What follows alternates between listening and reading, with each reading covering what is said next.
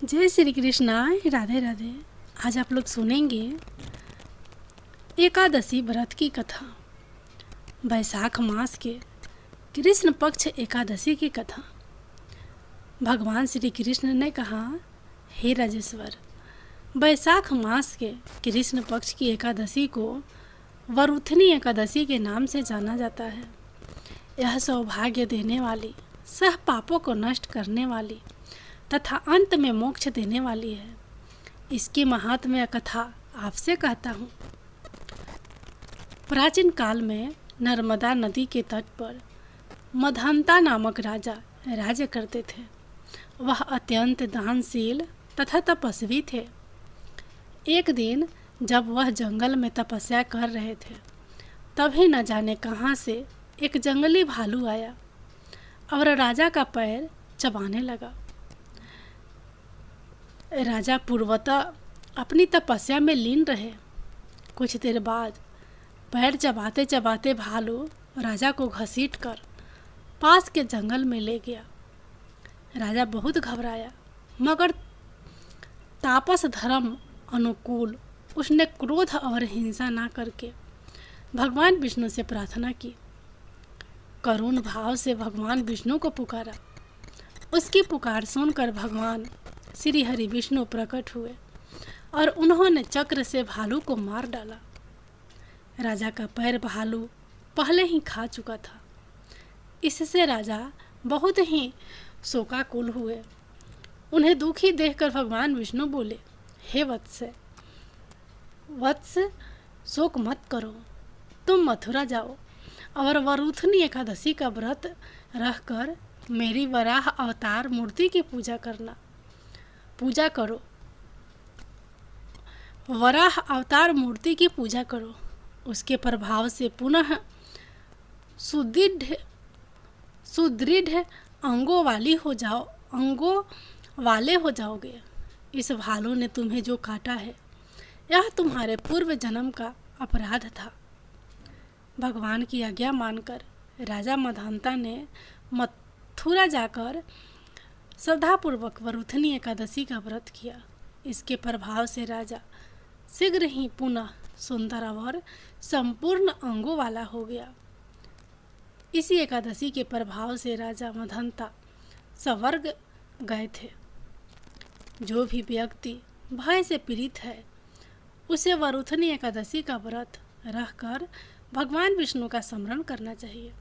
इस व्रत को करने से समस्त पापों का नाश होकर मोक्ष मिलता है। भगवान विष्णु की जय। अब सुनिए 11 माता की कहानी। एक बार एक राज्य में एक राजा रहा करता था। राजा बहुत ही बुद्धिमान और बलशाली था। राजा सदैव अपनी प्रजा का बहुत अच्छे से ध्यान रखता था। प्रजा भी अपने राजा को बहुत पसंद करती थी। राजा की 2 बेटियां थीं। राजा अपनी दोनों बेटियों से बहुत प्रेम करता था। राजा की छोटी बेटी देखने में बहुत सुंदर और आकर्षक थी और राजा की बड़ी बेटी छोटी बेटी के मुकाबले थोड़ा कम सुंदर थी। राजा की छोटी बेटी 11 माता की पूजा करती थी और सभी लोग राजा की छोटी बेटी से बहुत प्रेम करते थे और बहुत प्रशंसा किया करते थे।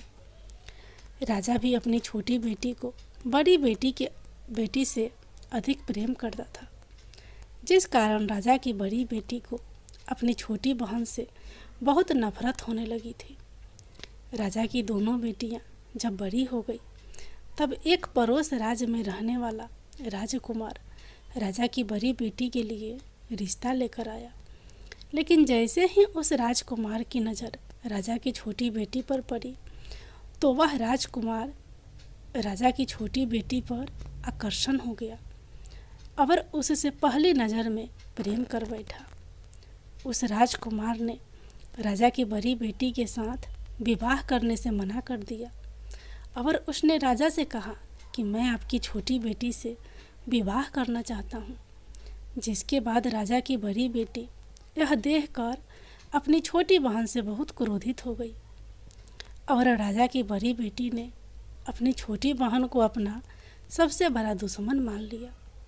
राजा की बड़ी बेटी ने अपनी छोटी बहन से बदला लेने का निर्णय लिया, जिसके लिए उसने अपनी छोटी बहन को जान से मारने का प्लान बनाया।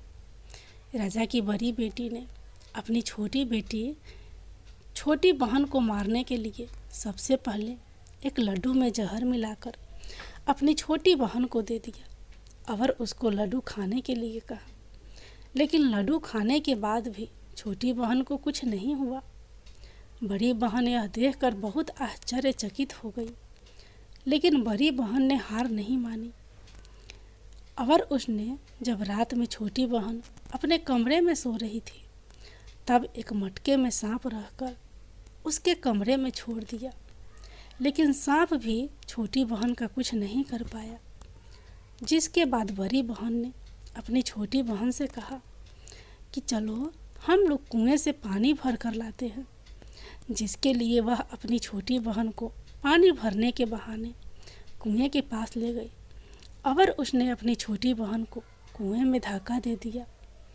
लेकिन छोटी बहन को तब भी कुछ नहीं हुआ, क्योंकि हर बार 11 माता उसकी रक्षा कर रही थी और उधर बड़ी बहन अपने सारे प्रयासों के बाद असफल हो रही थी, जिससे वह बहुत क्रोधित होती जा रही थी। फिर उसने अपनी छोटी बहन के पास जाकर उससे खुद ही पूछा कि मेरी छोटी बहन, तुमको पता है भगवान ने सबकी मृत्यु एक निश्चित समय पर लिखी हुई है और कैसे तुम्हारी मृत्यु होगी, क्या यह तुम जानती हो? तब छोटी बहन ने अपनी बड़ी बहन को बताया कि हाँ, मैं तो जानती हूँ मेरी मृत्यु कैसी होगी। छोटी बहन से यह सुनकर बड़ी बहन मन ही मन बहुत प्रसन्न होने लगी और उसने अपनी छोटी बहन से कहा कि तो मुझे अपनी मृत्यु का राज बताओ। छोटी बहन ने अपनी बड़ी बहन से कहा कि मेरी मृत्यु तो एक तोते में है, जो तोते के गले में एक हार है, उससे मेरी मृत्यु होगी। जब तक कोई भी व्यक्ति तोते को मारकर वह हार अपने गले में पहनेगा तो मैं मूर्छित हो जाऊंगी, और जैसे ही उस हार को अपने गले से उतारेगा तो मैं वापस से जीवित हो जाऊंगी। अपनी छोटी बहन की मृत्यु का राज जानकर बड़ी बहन बहुत खुश हो गई और उसने अपनी छोटी बहन को मारने के लिए उसके पालतू तोते को ढूंढना शुरू कर दिया। और छोटी बहन को इस बात का आभास हो गया था कि कोई उसकी जान लेना चाहता है, जिसके लिए वह अपने पिताजी के पास गई और उसने अपने पिताजी से कहा कि पिताजी, मेरी मृत्यु के बाद आप मुझे जलाइएगा मत, बल्कि आप मुझे अपनी पुरानी वाली हवेली में एक पलंग में लिटाकर छोड़ दीजिएगा। अपनी छोटी लड़की की यह बात सुनकर राजा बहुत आश्चर्यचकित हो गए। राजा ने अपनी छोटी बेटी से पूछा, बेटी, तुम ये क्या कह रही हो? तब राजा की छोटी बेटी ने बताया, पिताजी, समय किसी के लिए नहीं रुका है, कब क्या हो जाए किसी को कुछ पता नहीं है। और फिर राजा ने अपनी छोटी बेटी से कहा कि तुम ऐसी बातें क्यों कर रही हो? 2-3 दिन में तो तुम्हारा विवाह है। लेकिन छोटी बेटी ने अपने पिताजी को ऐसा करने पर मजबूर कर दिया और उनसे वचन ले लिया। राजा ने भी अपनी छोटी बेटी की बात स्वीकार कर ली और 2-3 दिनों के बाद जब शादी का समय आया तब राजकुमार बारात लेकर राजा के घर आया और राजकुमार और राजा की छोटी बेटी का विवाह शुरू हो गया। जैसे ही राजा की छोटी बेटी राजकुमार के साथ फेरे लेना शुरू करती है तो उसकी बड़ी बहन अपनी छोटी बहन के कमरे में जाकर उसके तोते को पकड़ लेती है और उसको जान से मार देती है। तोते की गले में जो हार था उसको अपने गले में धारण कर लेती है। जैसे ही बड़ी बहन उस हार को अपने गले में धारण करती है तो उधर छोटी बहन 3.5 ही फेरे ले पाती है और वहीं पर बेहोश होकर गिर जाती है। जिसके बाद राजा ने बड़े बड़े दर्द हाकिमों को बुलवाया और अपनी छोटी बेटी का इलाज करने के लिए कहा। राजा की बात सुनकर वैद्य ने छोटी बेटी को जब चेक किया तो राजा को बताया कि आपकी छोटी बेटी ना तो जीवित है और ना ही मरी हुई है। यह मैं ऐसा पहली बार देख रहा हूँ। राजा ने वैद्य और हाकिम को यह बात बाहर बताने से मना कर दिया और उनको कहा कि अगर तुमने यह बात किसी को बाहर बताई तो हम तुम्हें फांसी दे देंगे। राजा ने अपनी छोटी बेटी को पुराने महल में जाकर एक पलंग में लेटा दिया और वहाँ पर कुछ सैनिक को तैनात कर दिया। वापस अपने महल पर आ गया। राजा की बड़ी बेटी अपने पिताजी के पास आई और कहने लगी कि पिताजी, अगर यह शादी संपन्न नहीं हुई तो आपकी इज्जत का क्या होगा? आप कहे तो मैं आपकी इज्जत बचाने के लिए राजकुमार से शादी करने के लिए तैयार हूँ। जिसके बाद राजा ने अपने बड़ी बेटी की बात मान ली और राजा ने बड़ी बेटी को छोटी बेटी के कपड़े पहनाकर मंडप पर भेज दिया। लेकिन राजकुमार यह जान गया कि यह राजा की छोटी बेटी नहीं है, बल्कि यह राजा की बड़ी बेटी है। लेकिन जब राजकुमार ने शादी करने से मना किया तो सभी लोगों ने राजा को विवश करके राजा की बड़ी बेटी से बचे हुए फेरों का संपन्न करा दिया और विवाह करवा दिया। जिसके बाद राजकुमार राजा की बड़ी बेटी को अपने महल में ले गया। राजकुमार राजा की बड़ी बेटी से ना तो बात करता था, ना ही उसको पसंद करता था और ना ही उसके आसपास भटकता था। और राजकुमार ने यह फैसला लिया था कि वह अपनी प्रेमिका को ढूंढ कर रहेगा और यह जान कर रहेगा कि उसके साथ आखिर हुआ क्या था। एक दिन राजकुमार अपने घोड़े पर सवार होकर राजा के पुराने महल के पास पहुंच गया, जहां पर उसने कुछ सैनिकों को देखा। महल के पास पहुंचकर राजकुमार ने जब महल को ध्यान से देखा तो वह समझ गया कि यह तो हमारे ससुर जी का महल है। तब राजकुमार ने सैनिकों से पूछा, तुम लोग यहाँ पर क्या कर रहे हो और इस महल के अंदर उस पलंग में कौन लेटा है? जिसके बाद सैनिकों ने बताया कि यहाँ पर राजा की छोटी बेटी लेटी है। यह सुनकर राजकुमार बहुत खुश हो गया और वह तुरंत अपनी प्रेमिका के पास पहुँच गया और उसकी सेवा करने लगा। जैसे ही रात हुई तो राजा की छोटी बेटी उठकर खड़ी हो गई। राजकुमार यह देखकर बहुत खुश हो गया और उसने अपनी प्रेमिका से पूछा कि तुम यहाँ क्या कर रही हो? तुम मेरे साथ मेरे घर चलो। राजा की छोटी बेटी ने राजकुमार को सारी बातें बता दी कि मेरी जान एक तोते में बसी थी और मैंने यह बात सिर्फ अपनी बड़ी बहन को बताया था और मुझे पता है कि उसने ही मुझे मारने का प्रयास किया है। उसके पास एक हार है जिसको वह सुबह पहन लेती है और रात को उतार देती है। जब तक वह हार को पहनने ले रहती है तब तक मैं मूर्छित रहती हूँ और जैसे ही वह हार को उतार देती है तो मैं जीवित हो जाती हूँ। और जब तक मेरी बड़ी बहन के पास वह हार है तब तक मैं ऐसे ही जीवित और मूर्छित होती रहूँगी। अगर मेरी बड़ी बहन के पास जो हार है वह मेरे हाथ में लग जाए तो मैं हमेशा के लिए जीवित हो जाऊँगी। राजकुमार यह बात सुनकर राजा की छोटी बेटी के पास रहने का निर्णय ले लिया और उसने अपने बचे हुए सारे फेरे उस पलंग में लेटी राजकुमार की छोटी बेटी के साथ ले लिए और अपना विवाह पूर्ण कर लिया और वहीं पर ही रहने लगा। देखते ही देखते कुछ समय में राजा की छोटी बेटी और राजकुमार की पत्नी पेट से हो गई। एक दिन राजकुमार को किसी काम से बाहर जाना पड़ा।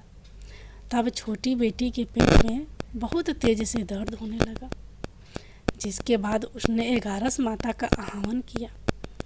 जिसके बाद वहाँ पर 11 माता प्रकट हुई और उन्होंने अपने भक्तों के दर्द को दूर किया और एक पुत्र की प्राप्ति करवाई।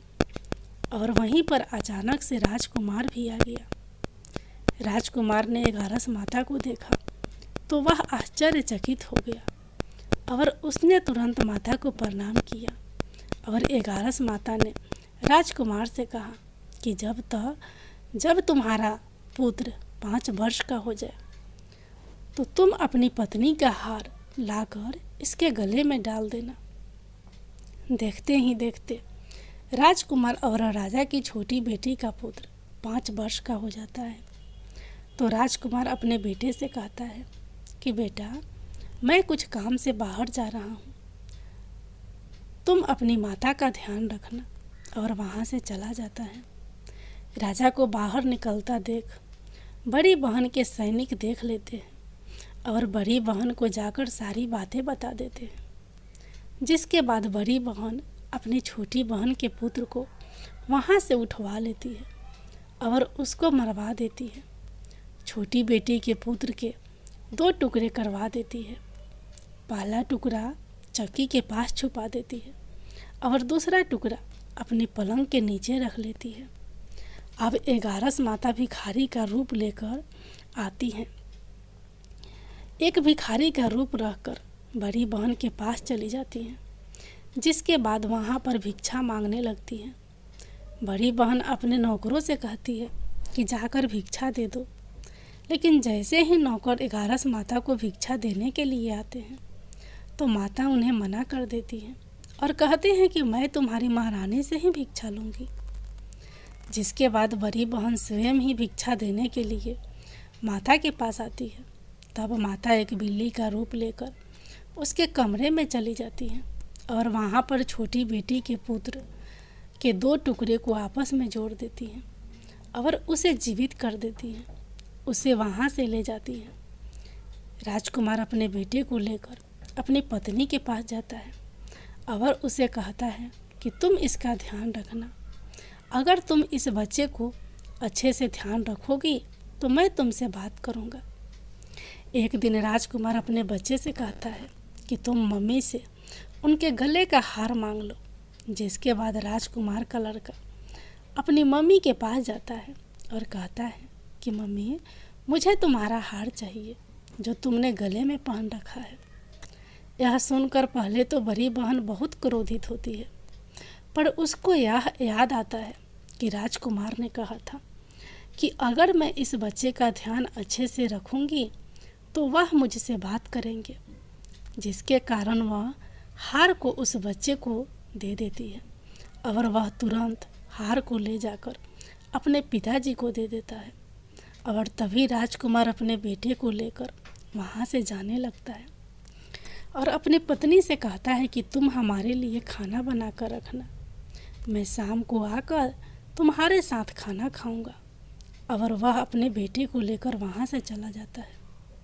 जिसके बाद वह राजा के पास जाता है और उनको सारी बातें बता देता है।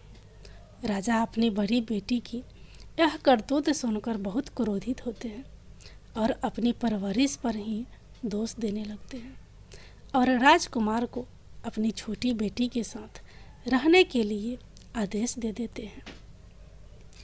11 माता की जय।